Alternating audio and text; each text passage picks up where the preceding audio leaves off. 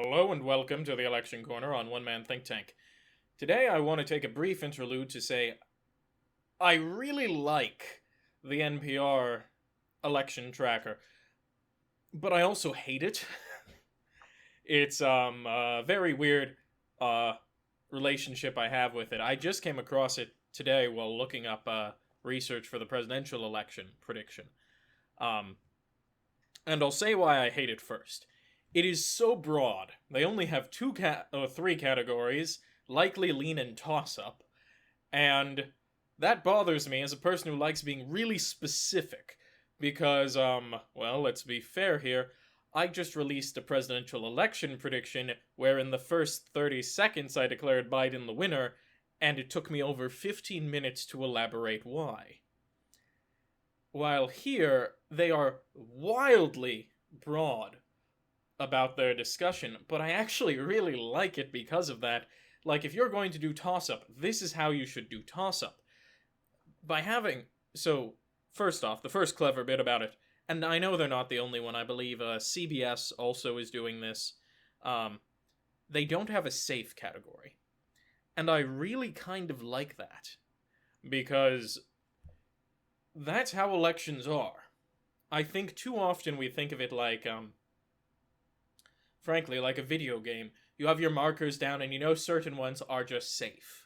And I like the safe category in a 4-tier system, because even safe isn't safe, but in a 2-tier one, really, above toss-up, likely is the best one to use, not safe, because, yeah. Because what it does is it takes those polls, those outliers that say, oh, Biden's leading in one poll. We have to change our whole prediction to show it as likely, or make an argument that that one poll is wrong, or that you're ignoring it and possibly looking foolish when the state goes more in that direction. I've had a few of those. Wisconsin was a big one for me, where I was putting it red starting off and saying it's only gonna get more red before election day. It might get a little bit more contested, but it's red. And then something comes out of nowhere and I look the fool. Or seats that people will claim being safe. This is more true in the Senate than it is in the presidency this year, but it really is.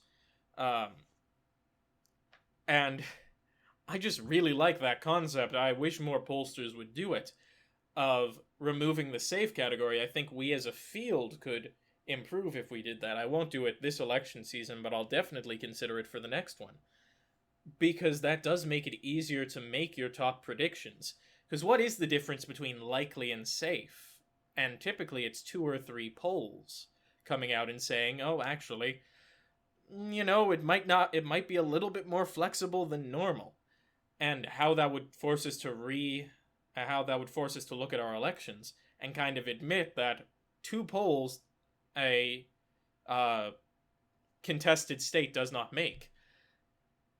Then their next one is lean. They don't have tilt. Their tilts get wrapped up into the big toss-up category, which, you know what, give them credit for it. If you have tilt, you really shouldn't be using toss-up, but they don't, so I'll get to why I like toss-up in a moment. But lean, I like that as a nice middle category. This tells you the states that are probably going to a certain party. Nevada, New Mexico, Montana, Michigan, Pennsylvania, Virginia, and Florida, and New Hampshire for the Democrats, Iowa, Texas, Nebraska's second for the Republicans. That is so nice and simple for your average person to follow. Because it says, okay, these elections are the ones that are actually competitive this year, but they're probably going to go to a certain party. And it gives you a nice little range of about between like 70 and, I'd say, 55% of the time, one party wins this state. If you're doing broad, this is the right way to do it. It lets you clump states that could be contested. So, as you know, in my prediction, Montana, Nevada, any state Clinton won, I'm not putting as a contentious race. But that's a good way to show it. I see so many people who are so scared because they're like, well, we want to put Montana. I've been saying Montana, haven't I? Minnesota in the toss-up column, but oh, well, there's no polling actually saying Donald's really winning, so we'll put it as tilt. But this is good. Montana is historically a little bit more red of a state. and this is a good way to do it. I disagree with their prediction, but I don't disagree with their methodology. And last, we have with their toss-up category, and these are the states I would consider tilt, or usually I end up playing in leans, and you have Wisconsin, Ohio, North Carolina, Georgia, Arizona, and Mexico. Dear Lord, I'm a little bit tired. Maine's 2nd District. Now, I disagree with those choices for toss-ups. I think Iowa's more toss-up than Wisconsin is, and Arizona is. I think they're underestimating the Democrats a bit, but this is August 3rd, and we have a whole month of difference. I probably made similar predictions at the beginning of would have made similar predictions at the beginning of the month. If I don't, disappear for a month. But, anywho, these toss-up elections, I like their use of toss-up because these really are, at the very least, elections where you're not sure. Where you can guess it's going one way or another, but due to the polling, and keep in mind this is early August polling, you can't, it's wavering. I can't make a call because I need more information for a lot of these. Georgia's just so close, I don't think I can figure it out. Like Iowa, at this point in time, if I recall correctly, was about as contentious as Wisconsin was.